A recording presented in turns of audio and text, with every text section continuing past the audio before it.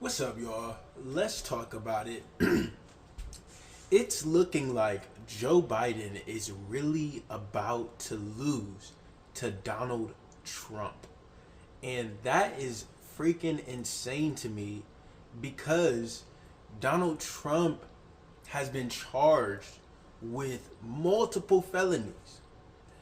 I don't know if the public is aware of that.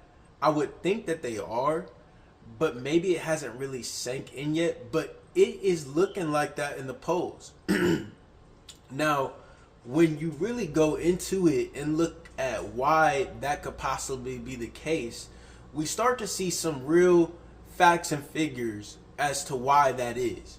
And the number one thing that Joe Biden is taking an L on is the economy. He's taking an L on the economy. And if you look at the swing states, which is the states that actually are in play, I should say, for the election, the states that are in play and can be swayed either to Donald Trump or Joe Biden, they're leaning towards Trump, and the gap keeps getting wider. It's like every time I check it, it's wider than it was before. And I was looking online at different articles, and the major reason why they were saying that that's the case is because of the economy, which makes sense why people would interpret that to be the case. The number one thing that really messed Joe Biden up was inflation. Like, prices increased a lot since Joe Biden became president. Now, I'm going to talk a little bit more about that, but that's not the only thing that's holding Joe Biden back in this election. So people will judge a president because everything that happens in the economy underneath the president, the people will probably blame on the president, especially when it's time to elect. So the other thing that's messing him up is his age. And it's not even really the fact that he is his age, because Trump is like just 3 years younger than them. Both of them are very old. I think Trump is 78. Joe Biden just turned 81. What really is messing Joe Biden up is that he looks and acts his age. Every time I see Trump on a major platform, dude is caked with makeup. That's why he appears to be orange. Joe Biden is like very pale. He almost looks sick. And there's so many videos that you can see of Joe Biden falling, bumbling around where he doesn't make sense. And what I see, like a lot of media that leans to the left, like center left and left media trying to do now, is trying to show like the areas where Trump's age is showing. And I looked at the videos and they don't compare.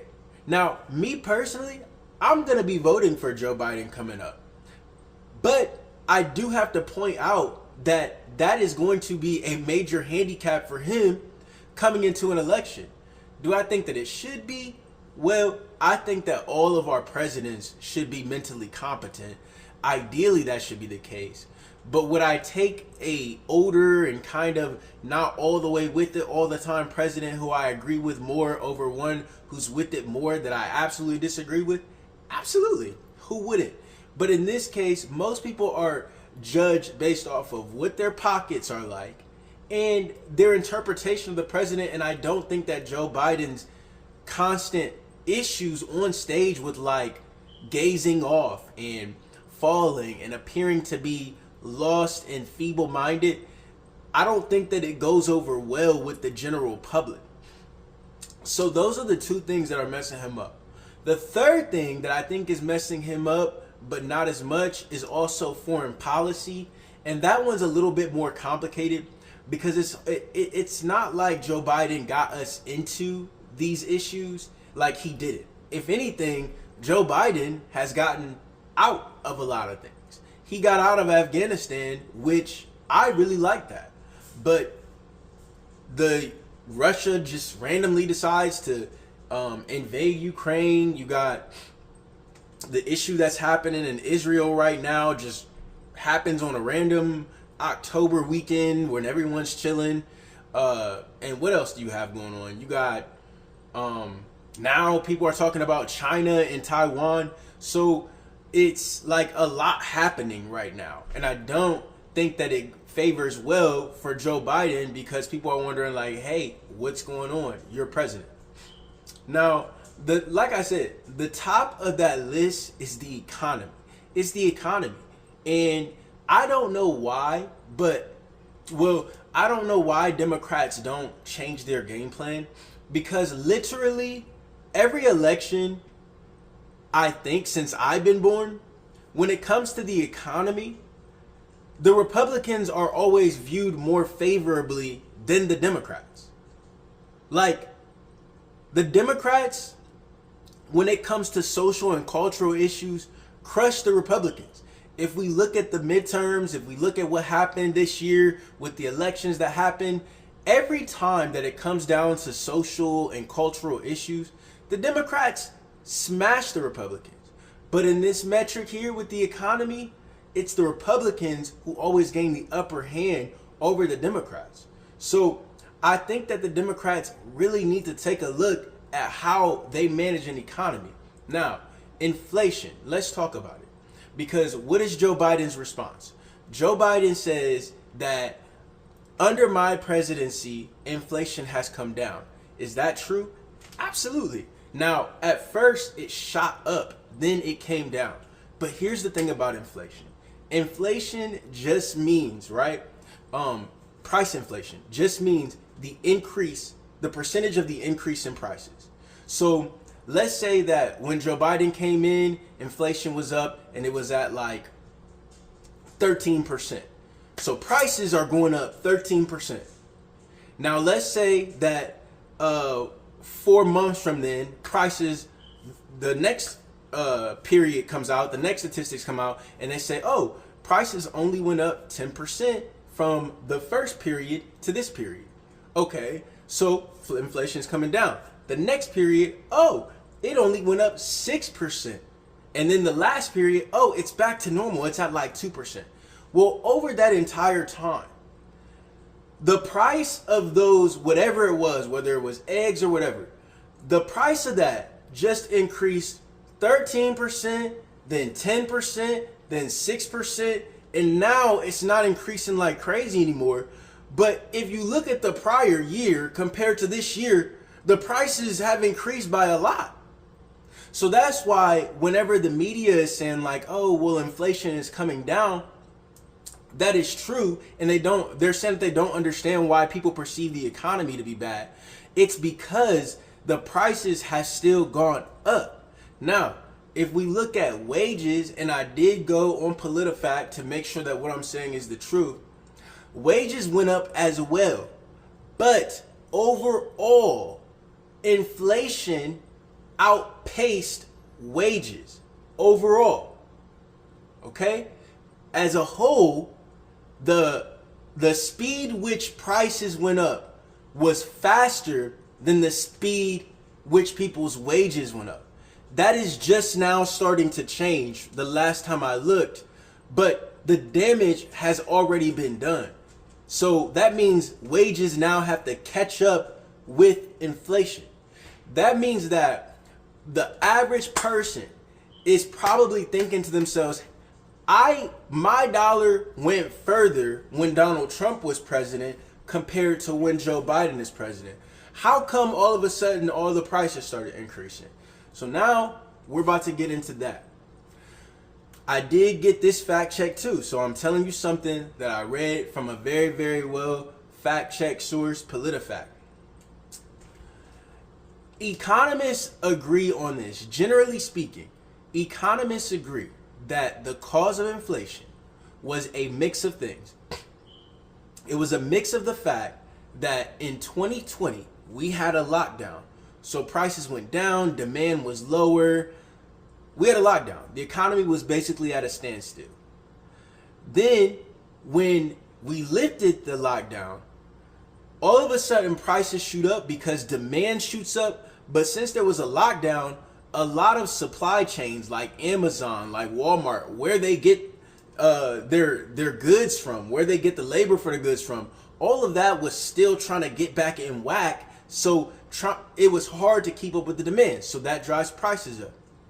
Another thing that they say caused inflation was government spending during the time.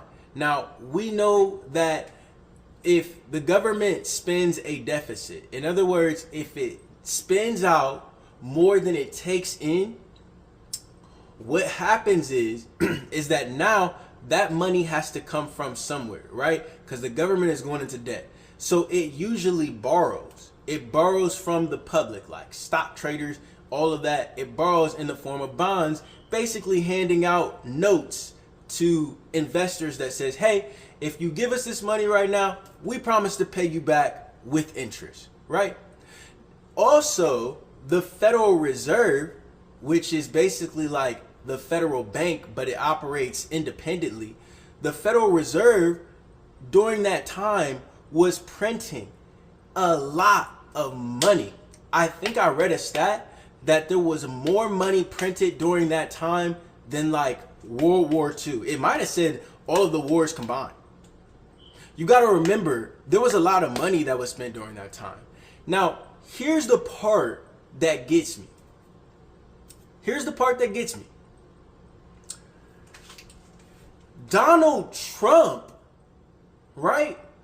Donald Trump, he contributed to inflation too, if not more than Joe Biden. Donald Trump signed $1 trillion bill during that time. $1 trillion bill. Now, if you are conservative, I talk in good faith. That is definitely what happened. And if you believe that government spending contributed to inflation, then you have to be able to say with some honesty and integrity that Trump contributed to inflation. Anything else would be not telling the truth. All right? So then Biden comes in there and Biden decides to spend too. And I think Biden spent less than Trump, to be honest. So this is the problem that I have. Because if you're a Democrat, we can have the goal of universal health care. We can have the goal of getting to a place where we have free college or close to free college. We can have those goals, but we have to do things that make sense. Because now we're in a position where it's a possibility that Donald Trump, somebody who it shouldn't even be a question of whether or not he has a chance of becoming president again, is winning. And if I'm going to be honest, I have to speak to the left wing of the party a little bit. Because it's like anything that would lower inflation, there is no support for it. A couple things. If prices are going to come down, it's too late now. I'm going to say what I think Joe Biden should do, but it's too late now. But going forward, there's a couple things. I need you to come here. There's a couple things we need to talk about. I understand that you guys have a big problem and want corporate taxes to be increased massively. I get it, right? You're like, oh, everybody has to pay taxes. Corporations should have to pay taxes too. And I agree. There's a lot of corporations that are getting subsidies, which is gross and disgusting. And then there's corporations who are paying less taxes than what they actually should be. And I agree that we should have some sort of standard for corporations. But the ones who are saying things like corporate tax rate should be raised to like 50, 60, 70% for big corporations, I really don't understand your logic. I really don't. Because every time that I look and research this issue, it is said that the tax that is put on corporations, every think tank that I've looked at, whether it's a left wing, center left, like the or center right like Cato Institute, center left like Brookings Institute, they all agree. The question is over to what extent. They all agree that part of that tax that you put on a corporation is pushed onto either the workers' compensation or prices. Or prices. So inflation. It's either put on how much the corporation is now going to pay its workers or compensate its workers, or prices. It's rarely put on the stockholders, the people who invest and own the corporation. Why would they do that? That doesn't even make sense. Doesn't even make sense. Now, another thing that I have a problem with that we got to talk about is I don't understand how we went from having electing a president like Bill Clinton to where we're at now. Because now all of a sudden, the left wing of the party is just like opposed to free trade. And I'm just trying to understand because, again, every economist that I've listened to, that I've studied, it's almost universal that free trade is a good thing. Like, what are we doing? Because let me tell you something. What happens when you say, oh, I want a tariff or a tax on goods okay. What happens if I got strawberries that are grown and made in America, right? Now, America's climate is not going to be like strawberries from, Mexico or maybe somewhere in Africa, somewhere with a hotter climate, where it is easier and cheaper for them to make strawberries. Now in America, it's more expensive. So boom, when the two come on the market on the shelf, the ones that are made in America, it costs more to make them because maybe you needed a greenhouse to invest in because you had to make sure the climate was right year round. Then you had to pay workers who only accept a higher pay. So now when you put the strawberries on the shelf, the strawberries cost more money. And then the ones that came from Mexico or Africa or wherever, those ones are a lot cheaper. What do you think the average American, when they go to the store, they're going to choose? Trying to go to the grocery store, trying to get as much groceries to feed their family as possible. The ones that you say are struggling to afford things. Which one are they going to choose? So now what you say we should do, is you say that we should take a tax and we should put a tax, now watch this, on anybody who tries to buy those cheap strawberries, those low-cost, affordable strawberries. In fact, we should put a tax so high that the strawberries that are more affordable either cost the same amount as the ones made in America or more. Who is that hurting? It doesn't make sense. And the last thing that I want to talk to the left wing of the party, of the Democratic Party, about is if we have a program that we want to go in effect, like if we want universal health care, if we want free college, if we want a public works project, or whatever it is, it has to be covered by taxes. Like, it can't just come from infinite, like, debt or money creation, or we're going to keep running into this problem. It can't just come from nowhere. Now, let me explain, because what they'll say to me is, well, we want our economy to be more like Denmark. We want our economy to be more like Norway. We want our economy to be more like Sweden. So I looked into these countries to see what happens, and they have universal health care for all the citizens. A lot of them have free public college for all the citizens, and a lot of other benefits for their workers as well. I'm going to tell you something else they have, because I don't have a problem with making the system like that. But if you're advocating for that system, please advocate for the entire system. You can't just pick and choose. They've made it make sense. They've made that system make sense. So what else do they have? Those countries, like their debt to GDP ratio, ours is like 100 and something percent. Like our debt ratio compared to how much we bring in, like every year, is crazy. Theirs is very low. In fact, those countries often run surpluses. They spend less money in taxes than they take in. Now, how do they do that? How do they do that? Because they put the tax rate on income very high, and it starts out a lot lower than in this country.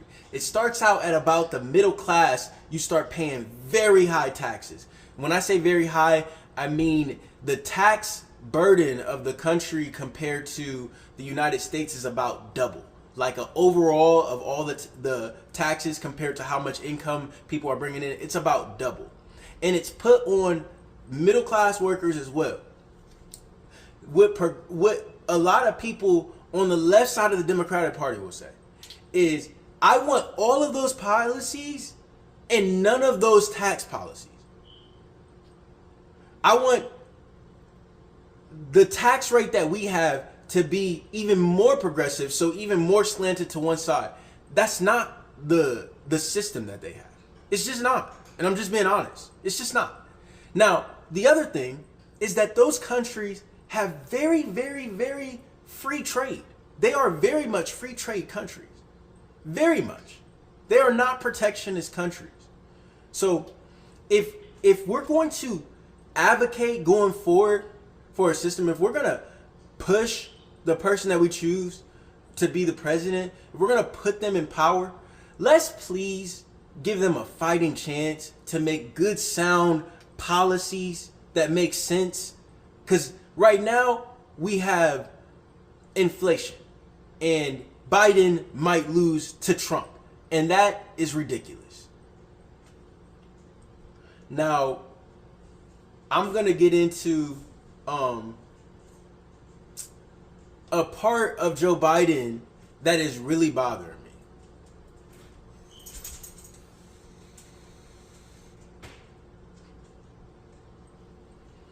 A part of Joe Biden that is really bothering me.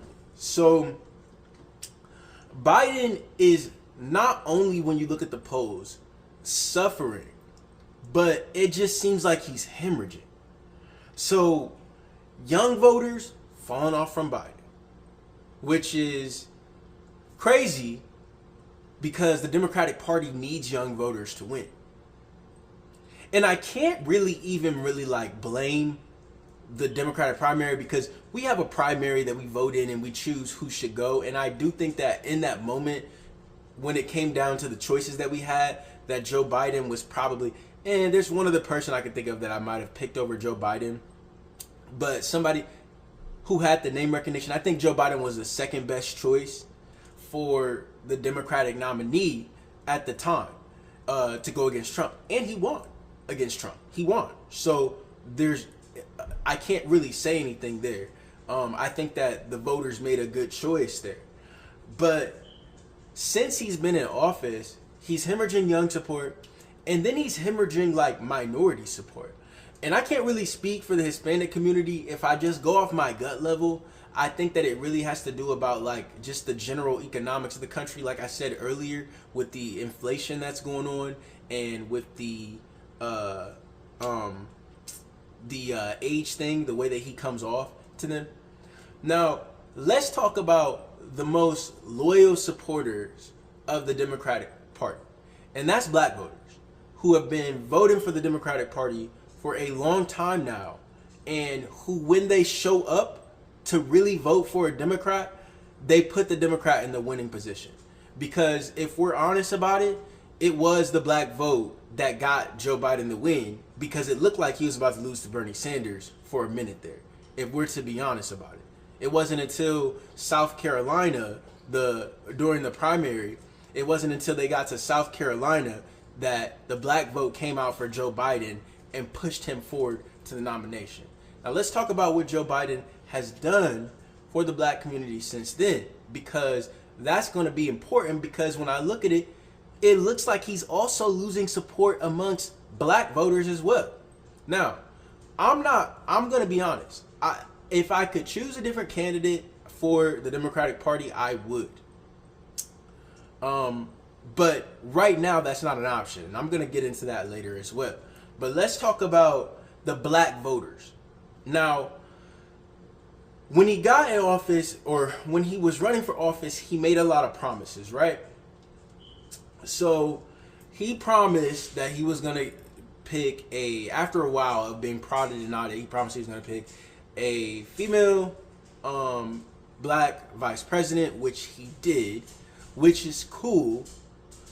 But I don't think that that's like the end all be all. Representation is always cool, but of course that's like the icing, like the cake has to be there. He also nominated Ketanji Brown Jackson to be the first black female justice on the Supreme Court, which she is now on there. I like that too, but once again, icing, not the cake. And then he made put a lot of black people in his cabinet and a part of his administration. Cool. Now, here's the thing. In 2020, do y'all remember the George Floyd protests that were going on all across the country? Do y'all remember that? And the Democratic Party is supposed to be the party that has the interests of black people. Now, this is what I remember. There was supposed to be criminal justice reform. There was supposed to be criminal justice reform coming from Joe Biden. And this is really sad because Donald Trump did criminal justice reform. Just being honest about it. But there was supposed to be criminal justice reform coming from the Democrats.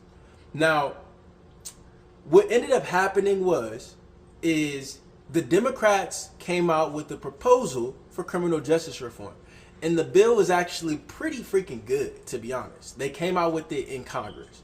Now, the Republicans had Tim Scott, which is the only, I'm for sure, the only black senator on the Republican side in Congress. Now, I don't mean to be unfair, because it's not like the Democrats have a whole bunch of black senators in their part too. I think they have 2, not counting Kamala Harris.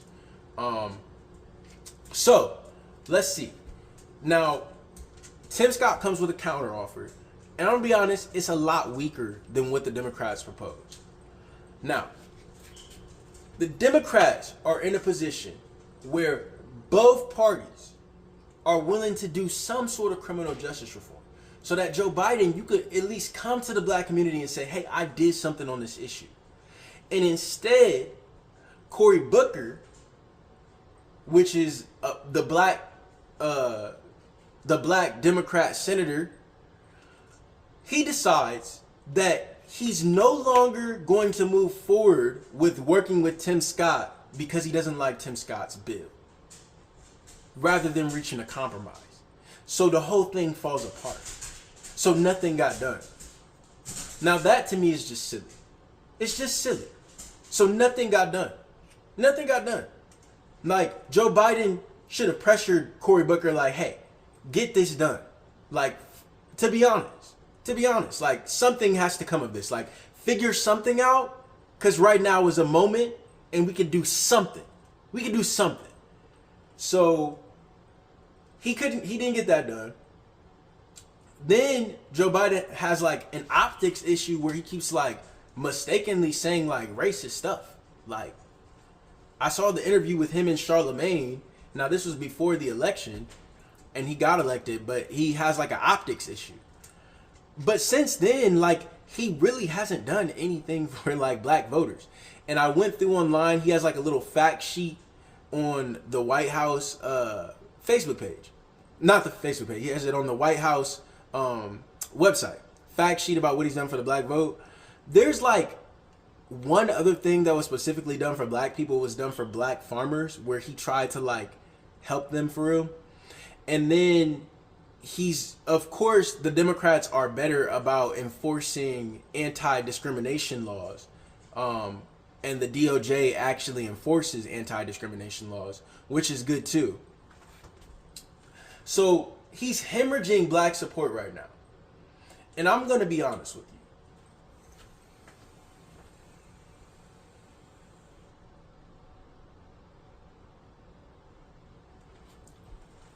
I can understand why black voters are irritated with the Democratic Party, because I am too. I am too.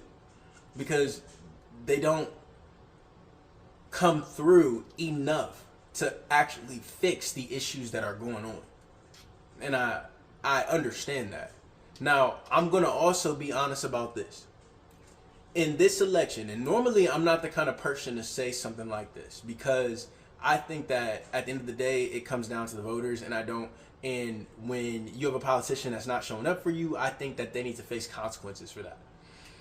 But I will be honest, I am really, really uncomfortable with Donald Trump getting a second term. And the reason why is because of what happened on January 6th, where, you know, he was really, really not accepting the results of the election. And if there's conservatives watching this, I know that you're going to be like, oh, well, of course you're going to just support Joe Biden again, and whatever you have to say about January 6th. But I'm just being honest. Like, in a world that makes sense, like, I looked at the facts, the election was 100% legitimate. And, well, Trump was, like, saying stuff like there's stuffed ballots and, like, people were stuffing the ballot boxes. Like, and this is the part that makes it, because I truly think that, like, you know, it's not like democracy is going to end overnight, because I think that people would really, like, fight back against that happening. But it's just the fact that there's, like, a lot of Republicans that believe him. Like, a lot. And I think that that's dangerous. So, I think that, I think that it is a good idea for people to support Joe Biden still. This is the one election where I'll say I'm going to suck it up and vote for Joe Biden. And it's really not a vote for Joe Biden. It's really a vote against Donald Trump, to be honest. And that's what I think that this election is going to come down to. So this gets me to my final point here. And the final point is what Joe Biden should do. Joe Biden has to make this election. I think the best bet is making it about Donald Trump. I really do. Because, like, the last election, I was like, no, that's not going to work. Trying to make it just about Trump, like his character. Because, like, normally that falls on deaf ears. People care about policy. They care about how the economy is doing and all of that stuff. But this time, I think that will work. Number one, it's not like Donald Trump is a popular figure. Like, there is nobody that doesn't have a very strong opinion about Donald Trump. So there's a lot of people that don't like Donald Trump and will support Joe Biden because he's not Trump. So I think that Joe Biden's best bet is to run against Donald Trump. That's what he did last time and he won. I think that he's going to have to run against him, like really point out the things that are wrong with him. And Donald Trump's going to be facing a lot of legal stuff, and that stuff's going to be on TV. I think that the media, they need to take an objective tone and not what is the word that I'm looking for? Not a partisan tone. What the media does a lot of times, like, and when I say the media, I'm talking specifically about like CNN, MSNBC. Like, what they do is they'll like objectively, you can say that Trump tried to steal the election and that was wrong, and the election was legit. You can say all of that, but when it sounds like you're trying to like push Joe Biden on people, I think that it actually repels some people who would like vote for Joe Biden. Now you can't just sit up there and like lie and just say like, you know, what Donald Trump is saying is, well, it's maybe neither here nor there. Let's just hear two different opinions. Let's have two different opinions on whether the election was stolen or not. You can't do that. That's why I said be objective, which is to be on the side of the truth. But don't try to like push on people an agenda, or I feel like there's going to be a backlash to that. So what Joe Biden has to do is Joe Biden has to run on against Donald Trump. Now, and he has to run, his campaign message has to be against Donald Trump and probably for democracy, to be honest. I think that that's probably his best bet to win the election. Now, there might be some people who are on the left that might say, no, he should run on policy. And I'm telling you right now that Joe Biden should definitely not run on policy, because he does have a decent amount of things he could run on. He's gotten gun reform done underneath him. He's got infrastructure done underneath him and things like that. But I think that people aren't too keen on Joe Biden's economy. And I don't think that their mind is going to be changed by Joe Biden getting out there and really trying to like hype them up about the economy. I don't think you can convince people that prices are not as bad and they should be okay with it if prices are not good. So that's my take on what's going on right now. Tell me what you guys think. Are you voting for Joe Biden? Are you voting for Donald Trump? If you're voting for Donald Trump, please let me know why in the comments. I would definitely be happy to respond and check you out. Like I said, I don't dislike anybody. I don't have negative feelings towards anybody. We all live in the same country. Much respect.